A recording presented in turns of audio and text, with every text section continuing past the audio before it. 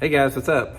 Welcome back here to today's episode of The Fishing Teacher, and really appreciate you guys coming by to watch the video and spend some time with me today. Always grateful for that.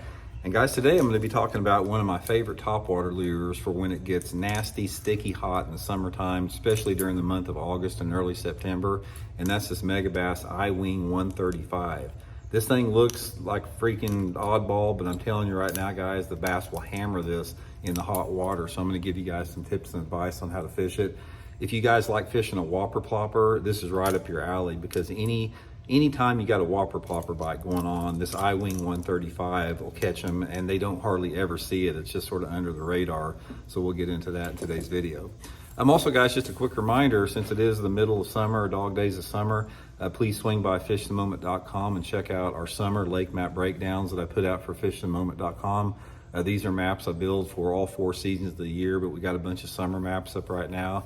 Really good resource to learn more about your favorite lake or get some good spots on a lake you've never been to. So I'll put my Fish the Moment lake map breakdown link in the description of this video if you want to check that out. Okay guys, we have mentioned this in the passing here, but for whatever reason, this thing has not caught on. And guys, in the month of July, or late July, August, and early September, this is one of my favorite topwater lures anytime I've got them going on a Whopper Plopper. The I-Wing 135, this is just they call it a wake bait, but it just goes through the water like that. It looks like some type of a bird coming through the water.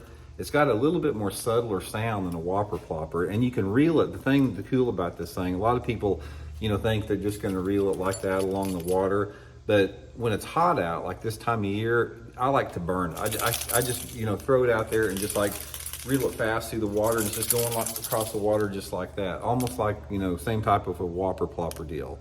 Now, the thing about this deal is, you wouldn't think it would be a good clear water bait, but this is my favorite. The favorite conditions I have in this are hot water and cleaner or clear water. I like to have water visibility of at least 3 feet for this. This is one of my favorite lures to fish here on the Ozark Lakes, where we've got, over 4 foot of visibility.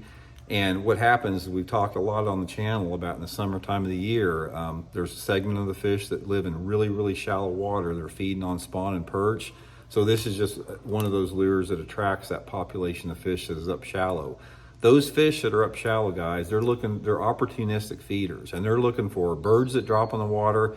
I've seen them hit ducks coming across the water, frogs in the water, snakes, anything that they can get. I mean, they're really predatory, those fish that live in shallow water, and that's why the I-Wing 135 works really good. I'll put my Tackle Warehouse link in the description, guys, if you want to pick one up there. But main thing, guys, put it on like 20 to 25 pound test Seagar and Vizex line. I throw it on my flipping stick most of the time, and just cover shallow water, like in any type of a flatter bank, like in the coves. My favorite type of deal is I go back into those type of coves where I think the bass were spawning in, because those are the same type of coves the perch spawn in. I usually shut it down about halfway in the cove, and I just burn the bank, and I start about halfway in, I go all the way to the back, and I come about halfway back the other side. You don't have to fish slow with this thing. That's the great thing about the I-Wing 135. You can put that trolling motor on a fairly fast speed, throw it out there, keep that rod tip pointed right at the bait, and just reel it, just with a fast retrieve. You don't have to do any stop and go. I'm not talking about burning it as fast as you can, but just about like that. You want the thing coming through the water about like that. Another thing about that, another reason why you want to rig it or reel it fast, is this is a big bait. It's a large lure, so you do not want the fish to get a good look at it.